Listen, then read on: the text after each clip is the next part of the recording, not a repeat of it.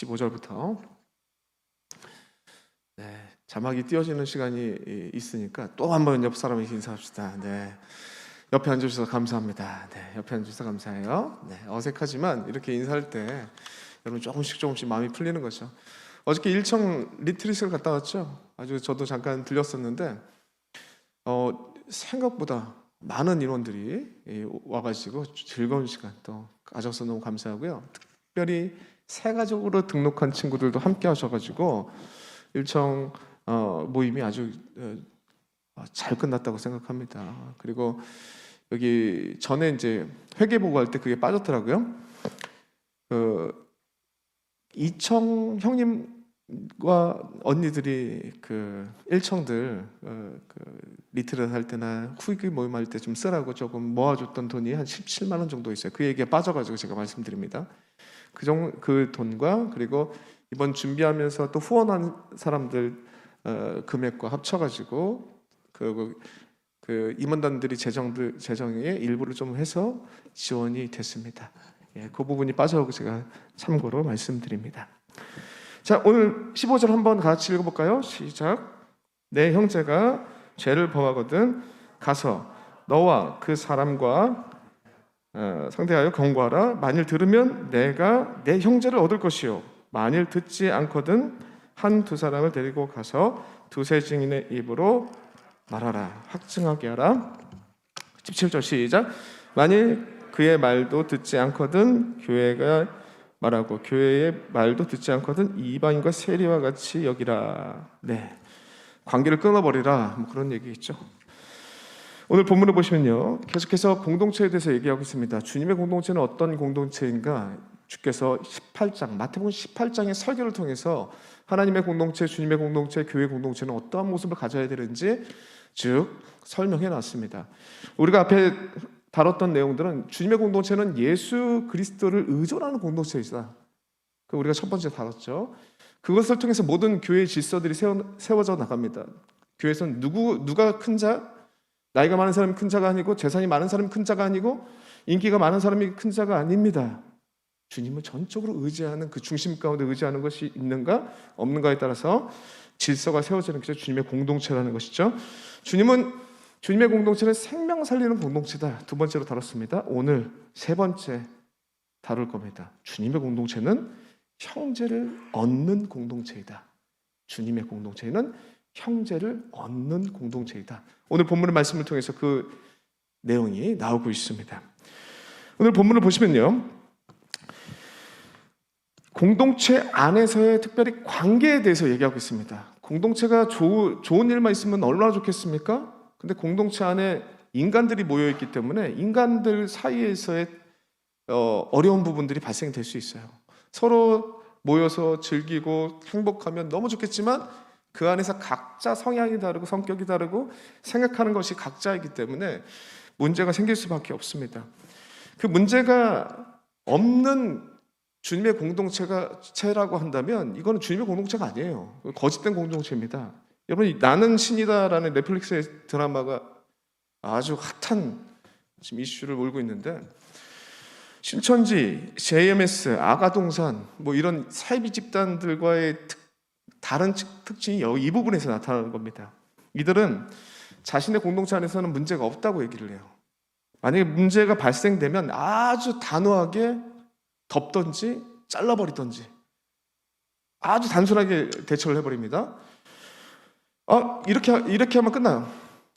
공동체 안의 교리와 그 이단 사이비의 교리와 가르침을 안 받겠다라고 이렇게 하는 사람들, 나는 그 생각과 다르다라고 하는 사람이 딱 나오면 어떻게 처리하는 줄 알아요?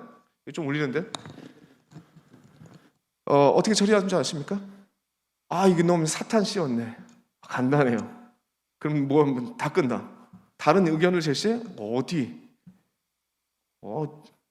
사탄 씌워가지고 그러면서 사탄 씌운 사람한테 매가야기지 하면서 아가동산 같은 경우는 10살짜리 애를 막 돼지똥을 막 먹이고 막 패서 죽였잖아요. JMS도 비슷한 사례들이 많이 나오고 신천지도 비슷한 사례들이 많이 나오고요. 그리고 굶기고 때리고 고립시켜가지고 재빨리게 그 문제 있는 것들을 제거해 버립니다. 그리고 너 구원에서 탈락된다. 너 14만 4천에 들고 싶지 않아? 이거 너 14만 4천 네 자리 없어? 막 하면서 막 겁박하고 이 배도자라고 하고 막 매도하고 잘라내든지 아니면 다시 들어오든지 만들어 버려. 그러면서 자기네 따라해서 뭐라고 얘기했냐? 우리 공동체는 아무 문제 없다. 라고 하면서 스스로에게 세뇌시키고 공동체원들에게 세뇌시키고 밖에는 선전하는 거죠. 아, 이런 예쁜 공동체, 아름다운 공동체가 지상에 있다. 지상 천국이다, 신천지다, 막 이러면서 그러고 있는 거죠. 여러분, 주님의 말씀을 보시면 하나님의 공동체, 이 땅에 지금 장차 우리가 들어갈 주님의 나라 말고 하늘의 나라 말고요, 이 땅에서 우리가 공동체를 이루어가면서 살아가는 교회 공동체의 모습은 성경에서는 문제가 있다 얘기해요. 문제가 있을 수밖에 없다 얘기합니다. 여러분, 예수님께서 함께 하셨던 그 12제자의 모습들을 보시면 아시겠죠? 문제투성이었습니다. 12명의 색깔들이 다 달라요. 그리고 자리싸움합니다. 예수님 뒤편에서. 예수님 거의 이제 십자가에 못 박힐 때가 거진 다 됐는데도 불구하고 예수님의 기적적인 그런 모습들, 말씀들 다 들었으면서 뭐 다 들었으면 뒤에 가서 하는 일은, 야, 내가 예수님의 오른편 자리싸움하고 있어요. 초대교회는 어떻습니까?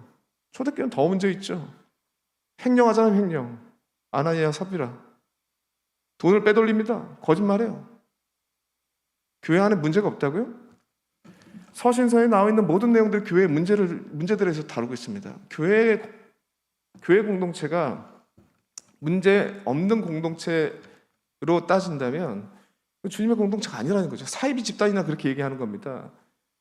왜냐하면 주님의 닮아가는 성화의 과정 가운데 있는, 저마다의 다른 과정 가운데 있는 사람들이 다 모였어요. 주님을 많이 닮은 사람과 이제 시작하는 사람과 다양하게 섞여 있습니다. 그럼 당연히 문제가 생기죠. 생길 수밖에 없죠. 다른 건 뭐냐면, 문제가 있지만 그 문제를 세상의 공동체와는 다른 방법으로 풀어가는 거에 대해서 그게 다른 거예요. 그게 다른 것들로 나타나면서 하나님께 영광스러운 모습의 공동체가 그 모습을 통해서 나타나는 겁니다. 문제가 생겼을 때 풀어가는 방법들이 다르다는 거죠.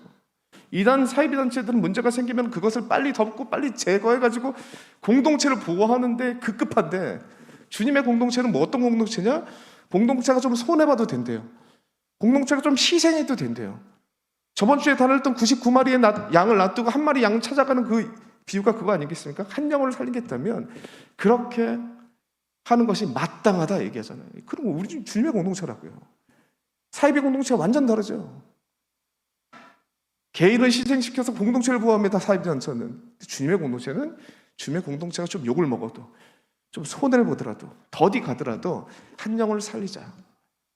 주님의 공동체의 모습이라는 거죠. 오늘 본문의 말씀도 똑같은 얘기를 하고 있는 것입니다. 교회 안에 공동체 원들 가운데 문제가 생겼어요. 어떤 한 친구가 잘못을 저질렀습니다. 그 죄를 범하였다. 본문에는 그렇게 되고 있어요. 그런 일이 발생됐을 때, 그런 일이 얼마든지 일어날 수 있다고요. 그런 일이 일어났을 때 우리가 어떻게 해야 되는가에 대해서 우리가 읽었던 본문 말씀 15절부터 17절까지 나와 있는 거예요. 이거 15절부터 17절까지 딱 읽은 다음에 17절의 포인트를 두고, 아, 이 죄를 범한 사람이 있으면 딱 끊어버려야지 라고 생각하면 어리석은 생각이라고요. 여러분 다 한국말 할 줄 알잖아요. 본문 문맥적으로 읽을 줄 알잖아요. 어디에 초점이 있습니까? 17절에 초점이 있는 게 아니라 15절에 초점이 있다고요. 주님의 중심은 15절에 맞춰 있다고요.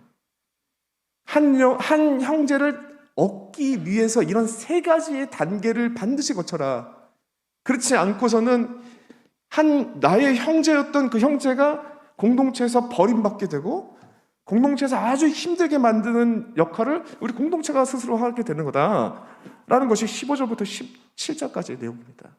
17절만 딱 떼고 와가지고 교회에서 잘못하면 딱 관계를 딱 끊어버리고 상종 안 하고, 그가 공동체를 나가든 말든 막 신경 안 써버려야 된다.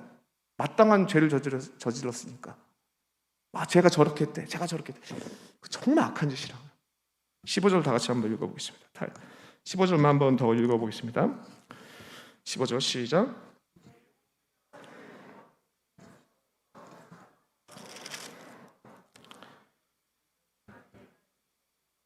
예, 내 형제를 얻을 것이 여기에 초점이 있다고요. 그래서 세계에 좀 굳이 번거로운 과정들을 반드시 거쳐라, 문제가 생겼을 때라고 얘기하는 것입니다.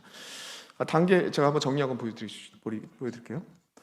관계 안에 여러 가지 문제가 생겼습니까? 여러분들 사이 가운데 우리가 문제 생길 수밖에 없다고요. 생기는 거 어떻게 풀어가는 게 제일 중요합니다. 그게 그리스도인들의 참된 모습이 거기서 나타나는 거예요. 문제가 생겼을 때 1대1로 가서 말해야 됩니다. 누구나 아는 건데 이게 쉽지 않아요. 1대1로 가서 얘기를 하는 거는, 문제가 생겼어요? 이 사람과 문제가 생겼어요? 정지. 내가 옆 사람하고 막 전하고 싶잖아. 화가 난 일이 생겼다면, 저 사람의 명백한 잘못을 내가 손해보거나 내가 힘들어졌다면 이 화가 나는 감정을 내 주변에 막 알리잖아요. 그렇게 하지 말라고요. 정지? 라고 1대1로 가서 얘기를 하라. 그 다음에 2단계는 뭐예요? 그가 말을 그렇게 1대1 가서 얘기를 해도 말을 안 들 경우에 2단계는 보이죠? 2-3명이 가서 얘기해라 라고 하는 것입니다. 그러면 여기 16절에 보시면요, 모든 말로 이거 보시면 16절에 두 사람의 증인으로 가서 말마다 확증하라 이렇게 돼 있는데, 원문의 의미는 모든 말로 증명하라는 의미예요. 증명하라. 한 사람이 가가지고 야 가서 얘기를 하는데, 너는 그렇게 했지만 나는 이래, 이게 생각하는 게 다르지 왜 그게 틀렸다고 얘기해? 라고 할 수 있으니 2-3명과 함께 가서 1대1로 가서 말을 안 들으면 2-3명이 가서 같이 얘기하는 겁니다. 그것도 뭐라고 하냐면 헬라어로 파스레마, 이게 파스라는 건 모든 레마, 말로, 그가 주고받는 모든 말로 하나씩 증명하고 변증해가지고 이게 잘못됐다라는 걸 드러내래요. 이런 과정이 있어야 된다고요. 그럼에도 불구하고 이 사람이 말을 안 들어? 그러면 세 번째 단계, 교회가 가서 말하라. 그럼에도 불구하고 말을 안 들을 경우, 뜻을 돌이키지 않는다면 그때 가서 관계를 이방인과 같이 끊어라 라고 얘기하는 겁니다. 그렇다면 여러분, 여기서 이 3단계를 주는 이유를 알겠죠? 어떤 문제가 생겼을 때 신중하게, 시간을 들고 신중하게 처리해야지 감정적으로 처리하지 말라는 거죠. 3단계의 시간을 두고 이게 앞뒤 좌우의 문제를 살피고 그가 오해한 상황이라면 풀고, 1대1로 가서 풀고, 그게 아니라면 2-3사람이 가가지고 협력하고 시간을 통해서 신중하게 이 문제는 처리해야 된다라는 것을 말씀하고 있다는 것입니다. 여러분들, 이 17절의 내용들에 초점을 맞춘 게 아니라 형제를 얻는 거. 아까 그래서 이런 주님의 공동체는 이런 타이틀 한번 보여주세요. 형제를 얻는 공동체이다. 주님의 공동체 어떤 공동체냐? 형제를 얻는 공동체. 한 번 더 다 같이 읽어봅시다. 시작. 주님의 공동체는 형제를 얻는 공동체입니다. 이 3단계를 할 경우에는 굉장히 많은 힘듦이 필요합니다. 인내가 필요해요.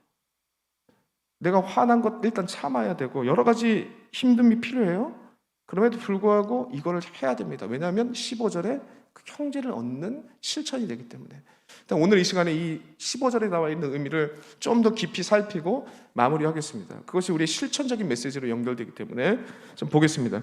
내 형제가 범죄하거든 가서 너와 그 사람만 상대하여 라고 되어 있죠. 여기 보면 NLT 성경 보니까 프라이빗이래요. 프라이빗이라는 단어 써요. 개인적으로 가서. 그리고 현대인의 성경 이렇게 번역해 놨습니다. 너는 그와 단둘이 만나 말하라. 단둘이 가서 만나. 무슨 의미인지 아시겠죠? 어떤 말실수나 어떠한 문제, 명백한 잘못이 있어요. 그걸로 인해서 내가 기분 나쁜 피해를 당했다면 내 감정 표현을 주변에 하지 말고, 흔히 우리 이렇게 하잖아요. 야, 쟤 미친 거 아니야? 하면서 옆 사람한테 얘기하잖아요. 내 가장 친한 사람, 나 이런 일을 당했어. 부끄럽지만 우리 아내도 방금 여기서 속상한 일이 있어서 저를 부르더라고. 예배 전에 속상한 얘기를 막 해요. 그래 그럴 수 있다 그랬어요. 그걸 들을 수는 있어요.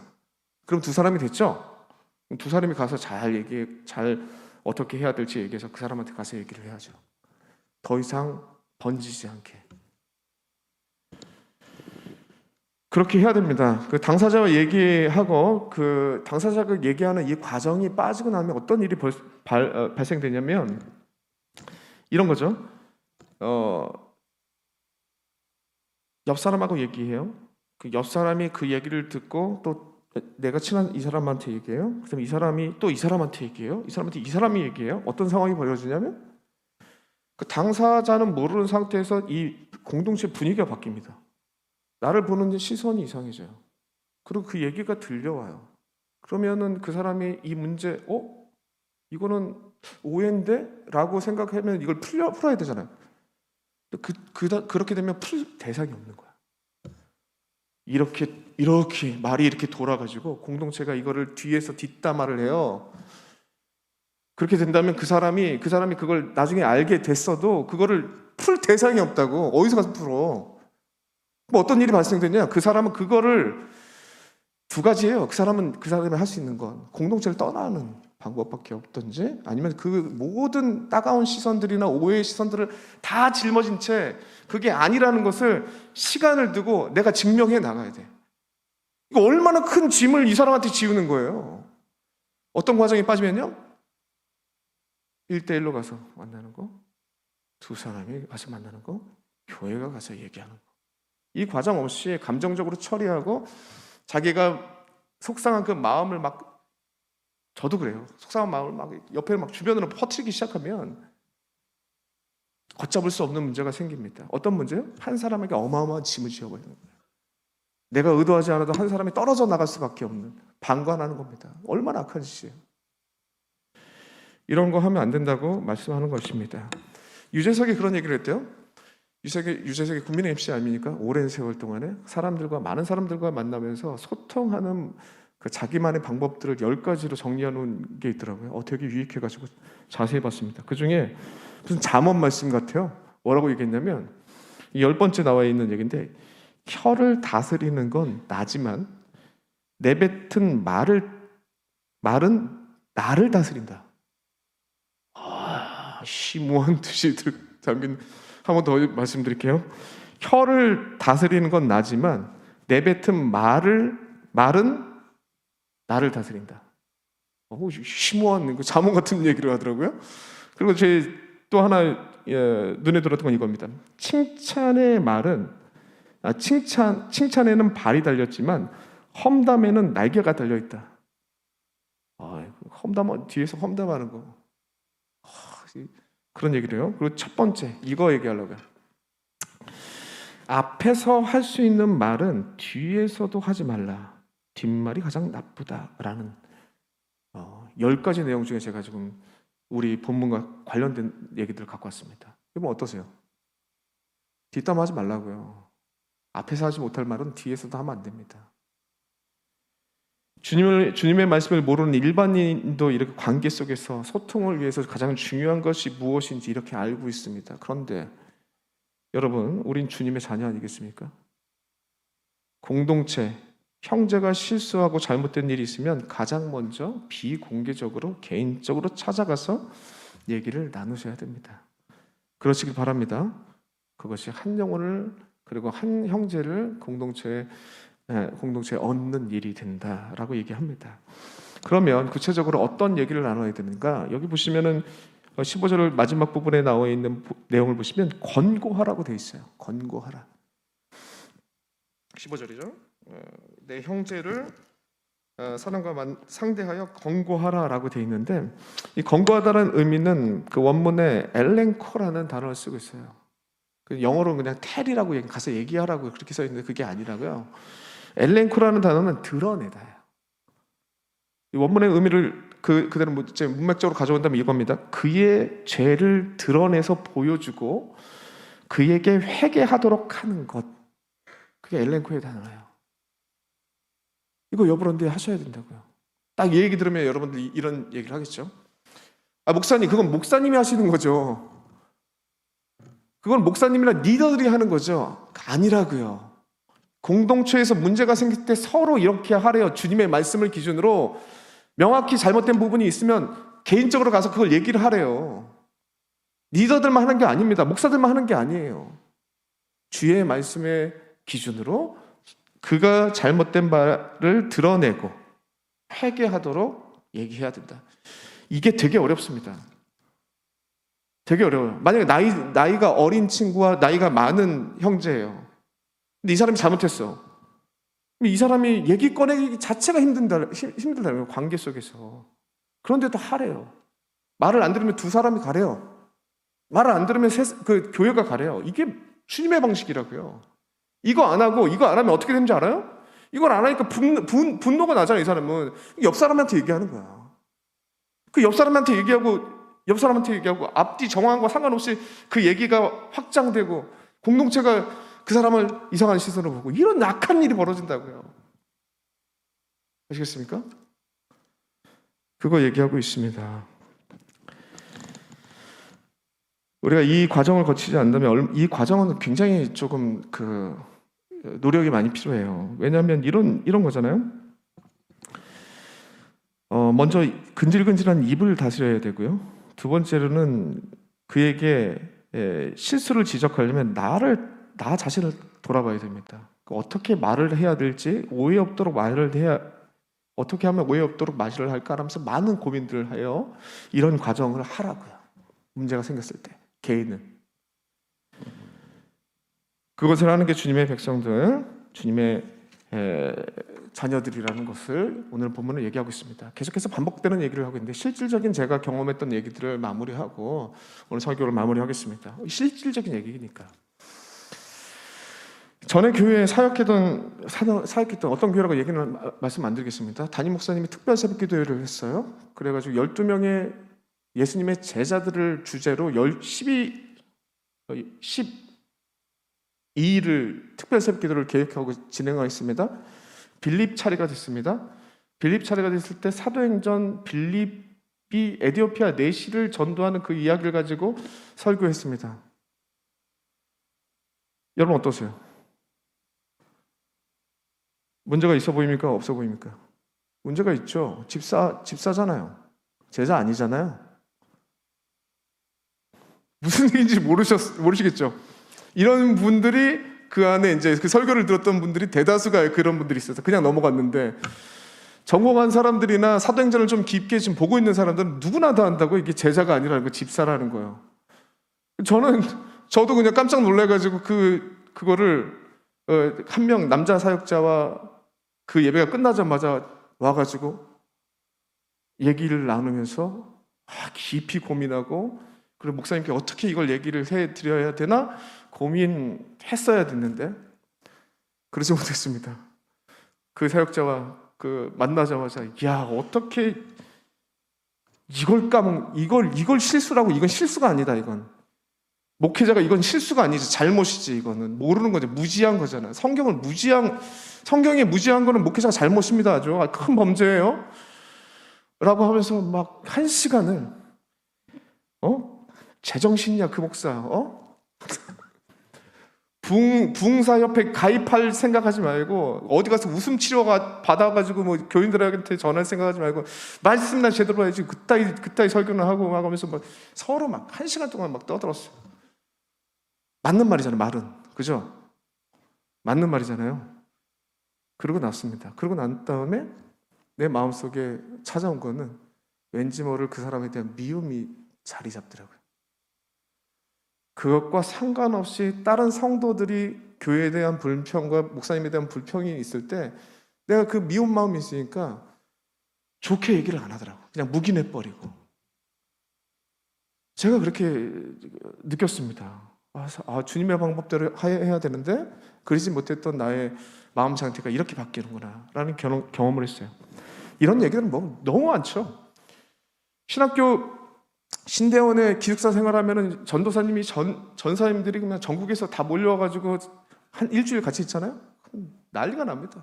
전국에 있는 내노라는 목사님들 막 도마 위에 올려놓고 막 썰기 시작하는 거죠. 야, 그 목사님 내가 아는 전사님 아는 목사님한테 들었는데 야 이랬대. 노예 가서 가스종 들고 막 흔들었대. 여러분들 되게 재밌죠? 저도 재밌게 들리더라고요. 어떤 목사님은 노래방에서 목사님들하고 노래를 부르는데 도우미가 필요했나 봐. 도움하는 분들 불렀대. 쇼킹하죠? 이런 얘기 막. 어떤 진짜 좋아하는 목사님인데 그 목사님은 그 감사를 했더니 교회 카드로 안에 약 사는 데 썼대. 뭐 이런 비화들. 그런 얘기로 막 1시간, 2시간 막 밤을 새는지 모르고 막 얘기를 합니다. 여러분들 이런 얘기들을 막 쭉 해요. 너무 재밌죠? 너무 흥미롭고 막 서로 막 얘기하고 나도 이런 얘기를 알고 있어 막 하면서. 사람 심리가 뒷담화하는 심리가 있대요. 재밌는 책이었는데 이 일본인가요? 기타다 다음이라는 분이 쓴 책이 있어요. 그때는 이렇게 말할 거라는 책에서 뒷담화하는 심리에 대해서 3가지로 얘기합니다. 여기 보여주세요. 첫 번째는 뭐냐면 자기애가 그 발동이 되는 거래요. 자기하고 이득하고 거의 비슷해가지고 제가 묶어서 설명하겠습니다. 그리고 선망이라는 심리가 작동이 된대요.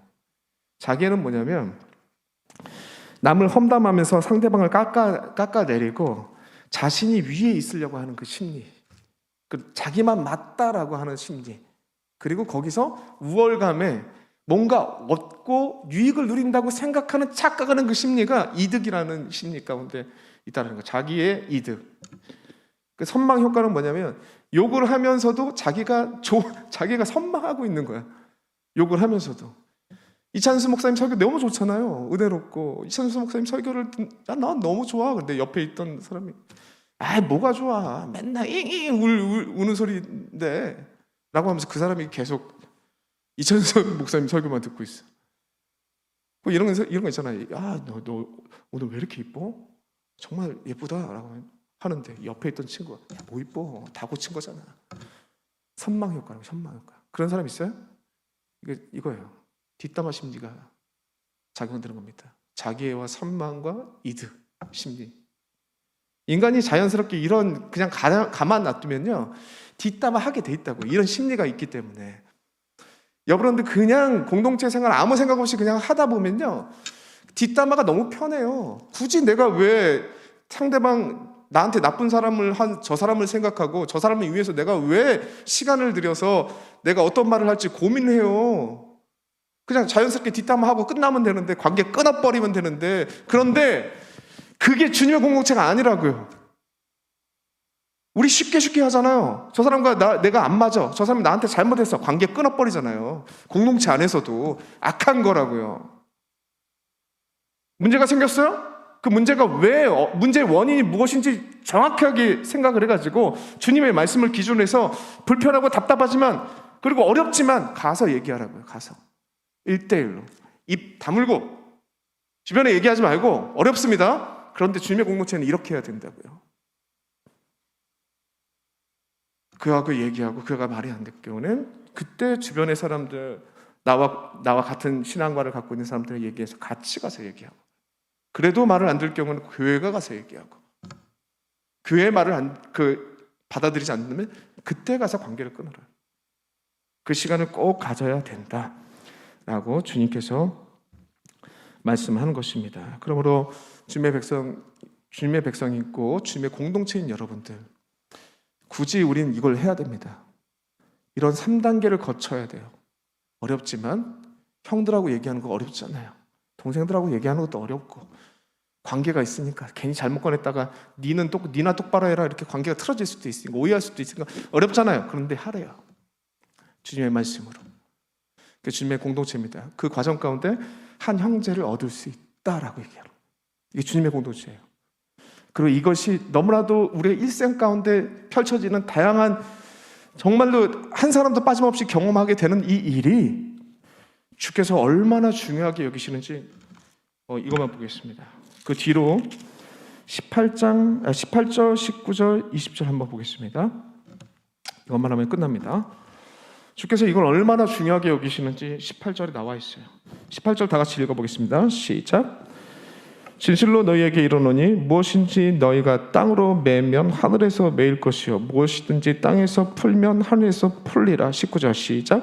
진실로 다시 너희에게 이르노니 너희 중에 두 사람이 땅에서 합심하며 무엇인지 구하면 하늘에 계신 내 아버지께서 그를 위하여 이루게 하시리라. 두 사람이 내 이름으로 모인 곳에 나도 그들 중에 있느니라. 우리 기도할 때 많이 쓰는 본문인데 이게 어디랑 묶여 있어요? 우리가 봤던 이 본문하고 묶여 있다고요. 그리고 특별히 18절 19절에 나와 있던 내용은 어떤 내용이냐면 바로 마태복음 16장에 보시면 베드로가 주는 그리스도시여 살아계신 하나님의 아들입니다 라는 고백 가운데 그 고백 위에 하나님의 교회를 세우겠대 주님께서.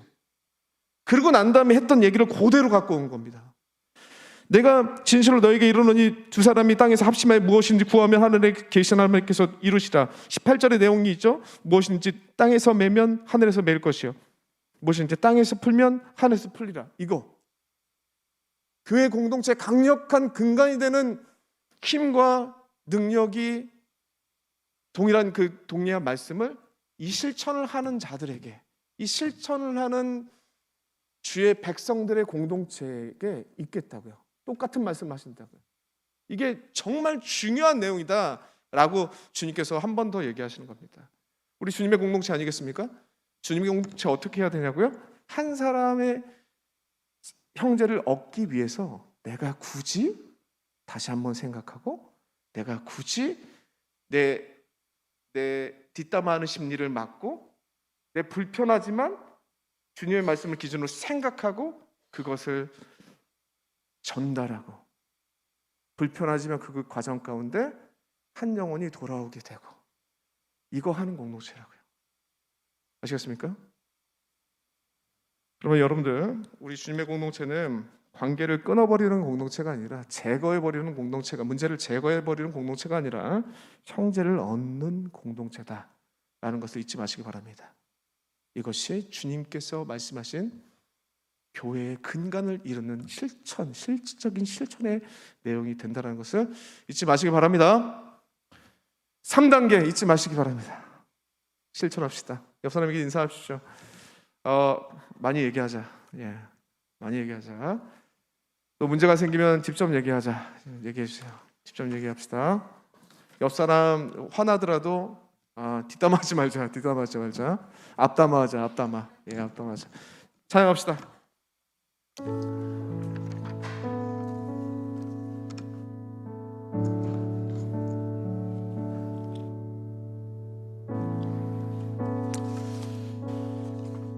주님께서 우리 공동체에 대한 말씀을 하시면서 아주 실천적인 내용들을 말씀합니다. 우리가 일상에서 흔히 경험하는 그런 일들, 그런 부분들에 있어서 실천의 내용까지도 말씀하세요. 얼마나 중요하면 이런 자세한 얘기까지 하시겠습니까? 그리고 직접 얘기하십니다. 교회의 근간을 이루는 하나님의 축복의 통로와 하나님의 역사의 통로가 되는 교회의 그 고백과 같은 중요성을 갖는 그 고백과 함께 이 오늘 얘기했던 이 간단한 실천이 그런 주님께 큰 의미가 있다라는 것을 말씀합니다. 실천합시다. 불편하지만 한번 해봅시다.